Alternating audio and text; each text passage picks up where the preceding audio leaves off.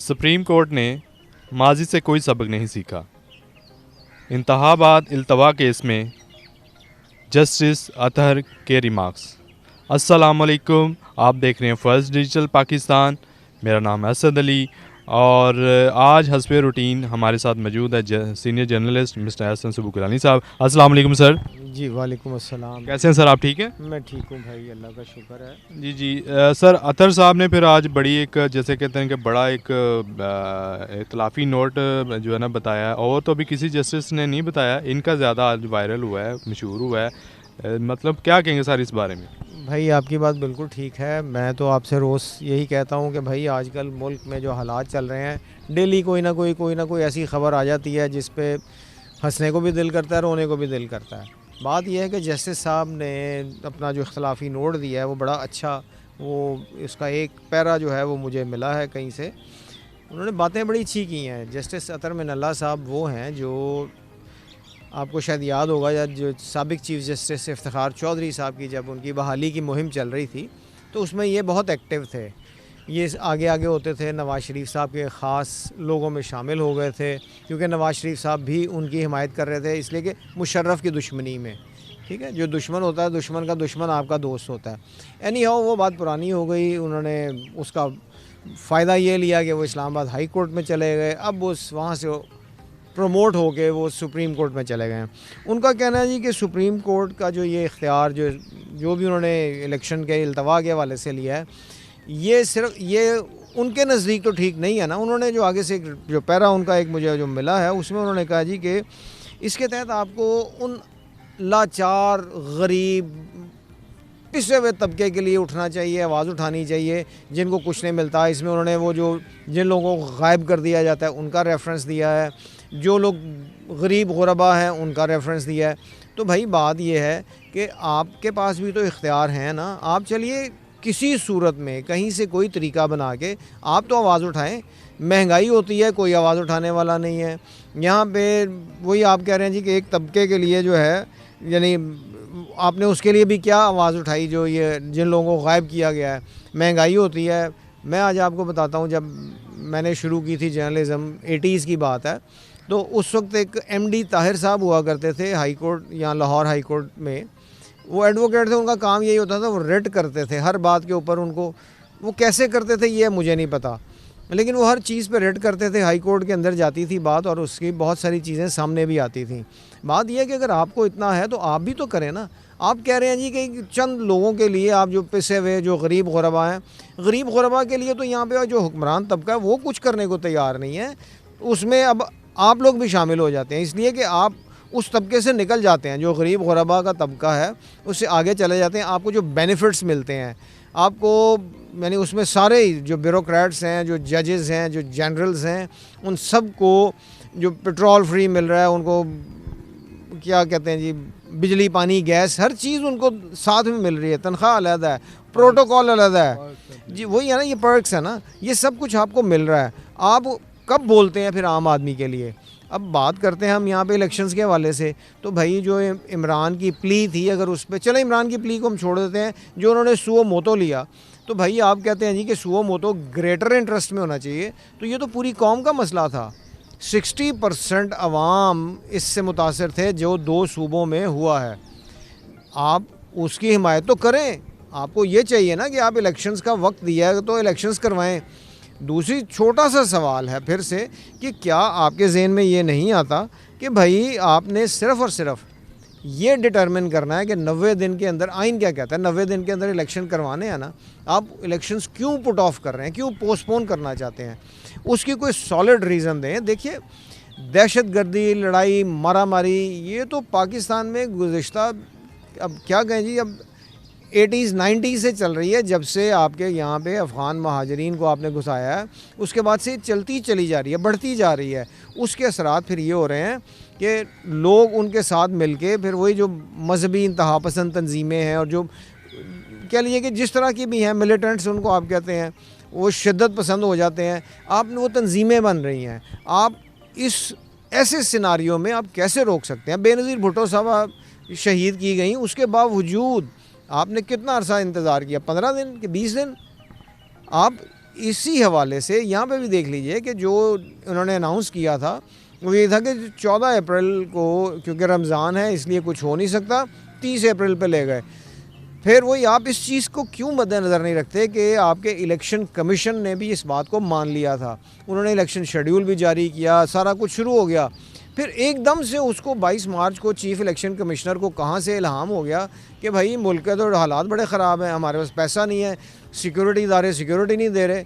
بھائی اتنی فلمزی، اتنے لیم ایکسکیوزز ہیں، یہ فلمزی گراؤنڈز ہیں کہ اس کے اوپر ایسی بات کرنا جو ہے نا وہ افسوس کے ساتھ کہنا پڑتا ہے کہ اتنے بڑے یعنی عہدے پہ آپ پہنچ گئے اور آپ ایسی باتیں کر رہے ہیں۔ شاہ جی کل پھر قومی سلامتی کا بھی اجلاس ہوا ہے، اس میں انہوں نے یہی کہا ہے کہ جی آپریشن دہشت گردی کے خلاف ہم مزید تیز کرنے پہ اتفاق ہوا ہے۔ وہ دیکھیے وہ ایکچولی جو آپ نے جو اس کی بھی بات کر دی نیشنل سیکیورٹی کمیٹی کی، بات یہ ہے کہ یہ آپ ایک پیغام دے رہے ہیں۔ اب اس میں پھر اگر میں بات کروں تو فائدہ کوئی نہیں ہے کہ آپ کس کو پیغام دے رہے ہیں، یہ آپ کو خود پتہ ہے کہ دہشت گردی کے خلاف آپ ایک ہائپ کریٹ کرنا چاہ رہے ہیں کہ جی ملک کے اندر صرف دہشت گردی ہو رہی ہے۔ بھئی اللہ معاف کرے، اس وقت چند واقعات جو اب کچھ عرصے میں پچھلے ہوئے ہیں ان کو اب چھوڑ دیجئے، چیف جسٹس صاحب نے بھی یہی کہا ہے، آپ کے بندیال صاحب نے بھی، کہ بھائی سیکیورٹی کی صورتحال اس طرح کی نہیں ہے جو آپ کی وہی 90s میں تھی۔ 90s میں جو کچھ ہو رہا تھا اس کے باوجود آپ نے 3 الیکشنز کروائے ہیں 90 کی دہائی میں۔ تو بھائی آپ یہ ایسی باتیں مت کریں، آپ یہ غلط باتوں کی طرف مت جائیں، آپ گریٹر سوچیں کہ قوم کے لیے کیا کرنا ہے۔ آپ صرف ایک چیز سوچ رہے ہیں، یہی چند طبقے، چند خاندان۔ یہاں پہ پھر مجھے تھوڑی سی سخت بات کرنا پڑتی ہے کہ پاکستان جمہوری ملک نہیں ہے۔ میں اس کو اب جمہوریت کہنے سے میں اسے قاصر ہوں، اس لیے کہ یہاں پہ خاندانی حکومتیں ہیں، خاندان حکمران ہیں، تو زیادہ بہتر ہے کہ آپ اس کو اپنے اپنے حکمرانوں کے مطابق اپنی اپنی بادشاہت کا اعلان کریں، اور آپ کہیں جی کہ یہ پنجاب میرا، سندھ میرا، بلوچستان میرا، خیبر پختونخوا میرا۔ آپ کیوں اس میں کرتے ہیں؟ آپ کو ایسی چیز نہیں کرنی چاہیے۔ بات یہ ہے کہ آپ پھر وہی غلط باتیں کرتے ہیں کہ جی آپ سیکیورٹی کے جی ہمارے دہشت گردی کا خطرہ ہے۔ بھائی دہشت گردی کا خطرہ تب بھی تھا، اب آپ اگر اتنے دور تک آ گئے ہیں تو دیکھیے اگست کتنا دور رہ گیا ہے۔ 3-4 مہینے پہلے بھی اسمبلیز ڈیزالو ہو جایا کرتی ہیں، کر دیتے ہیں جب ایسی صورتحال ہو۔ اگر آپ ملک کے خیر خواہ ہیں تو آپ ایسا کریں۔ آپ کے سامنے ہے نا صورتحال، آپ کے اکنامک کنڈیشن کیا ہے۔ کل کی وہ جو عاطف میاں صاحب کی ہے وہ پھر میں دیکھ رہا تھا، انہوں نے کہا جی کہ آپ کے پاس تو ایکسپورٹ کے لیے تو تھا ہی کچھ نہیں، آپ کے پاس امپورٹ کے لیے بھی کچھ نہیں رہ گیا۔ خالی ہو گیا خزانہ۔ ہاں جی، خزانے کی بات کر رہے ہیں کہ آپ کے پاس پیسے ہیں کیا؟ جو آپ کے پاس پیسے ہیں وہ آپ نے مانگے تانگے سے وہ رکھے ہوئے ہیں۔ سعودی عرب نے کہا، چائنا نے کہا، وہ انہوں نے کہا جی کہ یہ آپ صرف اپنے اکاؤنٹ میں رکھ لیں تاکہ پتہ لگے کہ آپ کے اکاؤنٹ میں اس کو آپ خرچ نہیں سکتے۔ تو بھائی آپ ملک کو کہاں لے کے جا رہے ہیں؟ اس کے اوپر انٹرسٹ بھی تو دینا پڑے گا، وہ ہم لوگ ہی دیں گے۔ ہاں وہ بالکل۔ اب انٹرسٹ دینے کی بات آ رہی ہے، اب کیسے کریں گے آپ اس کو مینیج کیسے کریں گے؟ آپ کے پاس ڈالرز ہی نہیں ہیں آپ کے پاس۔ یعنی ہمیشہ سے جب بھی مجھے تو یہی لگتا ہے کہ انہوں نے کبھی انڈسٹریلائزیشن کی طرف توجہ ہی نہیں دی ہے۔ آپ کی اپنی سٹیل ملز، آپ کی اپنی شوگر ملز، آپ کی ہر ملز جو ہیں وہ چلتی ہیں، لیکن سٹیل مل ختم ہو جاتی ہے، پی آئی اے ختم ہو جاتی ہے، ریلوے خسارے میں چل رہی ہے۔ تو بھائی آپ نے سٹیپس لینے ہیں نا۔ اگر پرانے دور میں ریلوے میں اور پی آئی اے میں سیاسی بھرتیاں ہوتی تھیں تو اب ان بھرتیوں کو آپ نہیں ختم کرنا نا، آپ حکمران ہیں نا، آپ کریں اسے۔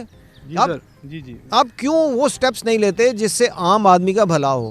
اب اطہر من اللہ صاحب یہی بات کر رہے ہیں جی عام آدمی کا بھلا، تو بھائی عام آدمی کا بھلا یہی ہے کہ آپ جو یہ گو مگو کی کیفیت ہے نا، جو ملک کے اندر بے چینی اور بے سکونی ہے، یہ ختم ہو جائے گی۔ ایک دفعہ الیکشنز ہو جائیں، جو بھی سامنے آتا ہے وہ آ جائے، وہ حکومت بنائے، اس کے پاس اختیار ہوگا نا، پھر جو باہر سے لوگ آ رہے ہیں وہ بھی اس سے بات کریں گے نا۔ شاہ جی پاکستان کے وزیر خزانہ صاحب اسحاق ڈار صاحب کا دورہ امریکہ منسوخ ہو گیا۔ منسوخ انہوں نے کر دیا۔ بات یہ ہے کہ ان کے پاس کوئی ایسی چیز نہیں تھی جو وہ جا کے وہاں پہ ان کو بتاتے سمجھاتے کہ بھائی دیکھو ہم ایسا بھی کر لیں گے۔ مسئلہ یہ ہے کہ وہ ان کے پاس کوئی ایسی کہانی نہیں بتانے کو ہے۔ آئی ایم ایف سے انہوں نے خوار ہونے سے بہتر یہی سمجھا کہ وہ اس کو دورے کو منسوخ کر دیے۔ کتنی دیر کے لیے؟ وہ تو جب نیکسٹ ابھی تو سپرنگ میٹنگ ہونی تھی 14 اپریل سے 16 اپریل تک شاید، جو مجھے یاد پڑتا ہے۔ ہاں جی پچھلے دنوں میں نے پڑھی تھی اس میں سٹوری، جو ان کی سپرنگ میٹنگ ہے اس میں پاکستان کا ایشو بھی اس میں شامل ہے یعنی وہ غریب ملک شامل ہیں جن کی اکانومی کا برا حال ہے، ان سب پہ انہوں نے بات کرنی تھی۔ اب ہمارا نمائندہ ہی نہیں ہے وہاں پہ، اس لیے کہ آپ اپنے آپ کے اپنے ذاتی مفاد کے لیے آپ کام کر رہے ہیں، آپ عوامی قومی مفاد کے لیے نہیں بات کر رہے۔ یہاں پہ اب آپ بات کرتے ہیں تو مجھے ایک دم سے وہ ذہن میں آیا مشاہد حسین صاحب، وہ بھی نون لیگ کے جی سینیٹر اب ہو گئے ہوئے ہیں، صحافی تھے، یہ بھی بڑے اچھے صحافی تھے، یہ آگے نکلے ہیں۔ اب انہوں نے بھی جو بات کی ہے، انہوں نے بھی اپنے ہی حکومت کو، اپنے ساتھیوں کو مشورہ دیا ہے کہ بھائی پی ٹی آئی سے مذاکرات کر لیں، آئین کے مطابق الیکشن کروائیں، تاکہ آپ تو غیر آئینی کام نہ کریں نا۔ دیکھیے آپ مثال دیتے ہیں، کل سے پرسوں سے جو کر رہے تھے کہ جی جو غیر وہ جو نظریہ ضرورت تھا وہ فوجیوں کو ملا، تو اب سول میں بھی آپ وہی کرنا چاہتے ہیں۔ آپ ایسی چیز ایسی، یعنی یہ مثال بھی جو ہے نا، مجھے تو سمجھ نہیں آتی کہ ایک کائیاں شخص، ایک پڑھا لکھا آدمی ایسی فضول سی مثال کیسے دے سکتا ہے جو آپ کے وزیر اعظم نے دی ہے۔ بھائی یہ پرانی چیزوں کو ختم کریں، اب آئین کے مطابق چلیں، اس لیے کہ اب وہ پرانی باتیں، پرانی چیزیں نہیں رہ گئیں۔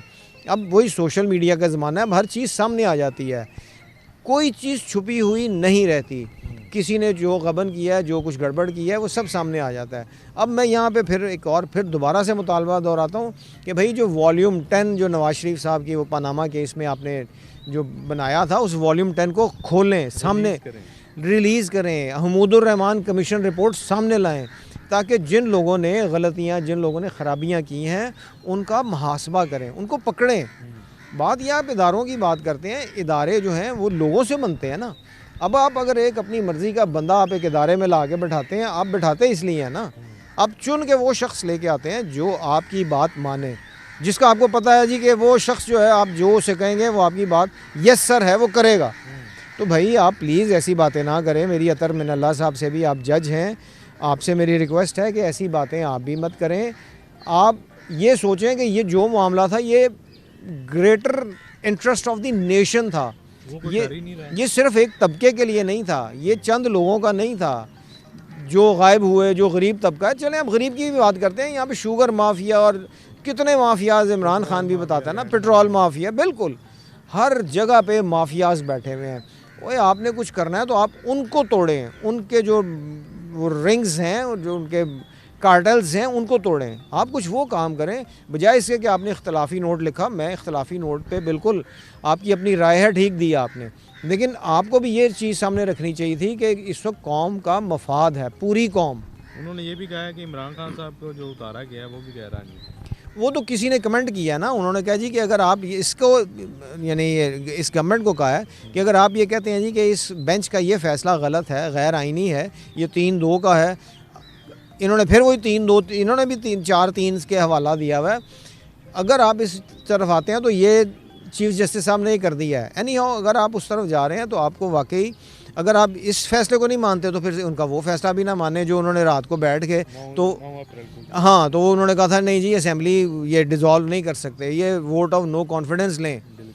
ٹھیک ہے، جب ایک سپیکر نے یا ڈپٹی سپیکر نے رولنگ دے دی کہ جی یہ غلط ہے، یہ ان کی جو قرارداد ہے یہ آئین کے مطابق نہیں ہے، جو بھی انہوں نے سازش قرار دیا، جیسا بھی کہا، لیکن جب ایک بات ہو گئی تو پھر اس کو بھی ختم کریں، پھر اس کی حکومت کو بحال کریں نا، ریسٹور کریں۔ لیکن یہ ہے کہ یہ چیزیں پرانا ماضی ختم ہو گیا، اب جو ہو گیا۔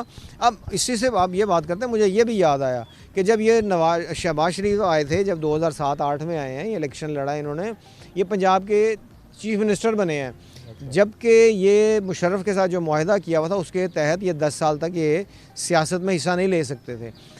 یہ الیکٹ ہوئے، ان کے خلاف ایک ریٹ تھی لاہور ہائی کورٹ میں، اس وقت کے جو چیف جسٹس تھے جسٹس خواجہ شریف صاحب، انہوں نے اس کو سائنڈائی ایڈجرن کیا تھا، یعنی وہ کیا کہتے ہیں کوئی مدت غیر معینہ مدت کے لیے۔ ہاں جی، آپ اس کے سر کے اوپر آپ 5 سال چیف منسٹر رہے ہیں، آپ خود سوچیں کہ آپ کیا کرتے آئے ہیں۔ آپ صرف اپنے خاندان کے لیے، اپنے ذاتی مفاد کے لیے کرتے ہیں۔ جس طرح مولانا فضل الرحمان کے صاحبزادے نے کہا جی ہم بات ہی نہیں کرتے۔ بھائی مولانا صاحب آپ کس کھیت کی مولی ہیں، آپ کے پاس ہے کیا؟ اسی طرح یہ لوگ جو آپ آگے بچے لے کے آ رہے ہیں اپنے، ان بچوں کی ورث کیا ہے، ان کا مشن کیا ہوگا، ان کا موٹو کیا ہے۔ بھٹو ایک لے کے آیا تھا نا، اس نے ٹوٹی ہوئی قوم تھی، تباہ ہوئی ہوئی قوم تھی، اس کو کھڑا کرنا تھا۔ آپ کے پاس کیا ہے؟ آپ حمزہ صاحب ہیں یا مریم صاحب ہیں، یہ اگر سے اللہ نہ کرے کہ پرائم منسٹر بن جائیں تو ان کے پاس کیا ایجنڈا ہے؟ یہ ملک کو کہاں لے کے جائیں گے؟ ان کے پاس کچھ نہیں ہے.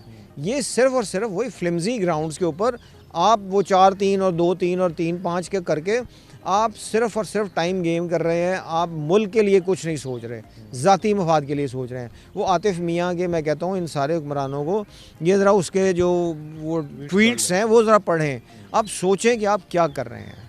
اللہ پاک ہمارے ملک پہ کرم فرمائے، اس ملک کو قائم دائم رکھے اور ترقی دے. ٹھیک ہے شاہ جی، تھینک یو ویری مچ، آپ کے پوائنٹ کا بہت بہت شکریہ. السلام علیکم. جی وعلیکم السلام.